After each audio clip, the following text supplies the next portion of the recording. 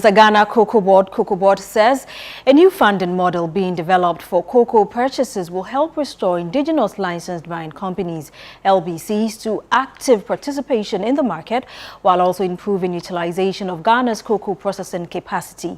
Speaking on the point of view with Bernard Avlet, the Chief Executive Officer of Cocoa Board, Dr. Randy Abbey said the proposed arrangement will strengthen the sustainability of the cocoa sector and ensure broader local participation across the value chain.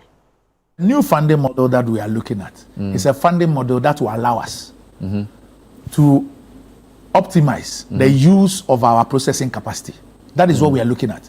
So we are looking at one that, and this particular funding model also is actually killing a lot of the indigenous LBCs, because in the LBC space we've also allowed the buyers, the big buyers, to also set up, and so now the buyers even nominate which LBC to work with. You understand me?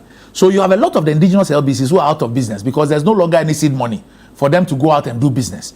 So we are looking at a new funding model that guarantees that the indigenous LBCs are in business.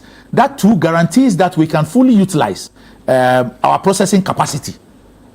So that is what we are working at. And a funding model that will also ensure that you don't have a situation where the buyers are those who dictate when you have money and when you shouldn't have money. And therefore, you can have the situation that we are having now with respect to no liquidity in the system. There's no liquidity simply because the buyers find our crop as too expensive on the basis of the current price.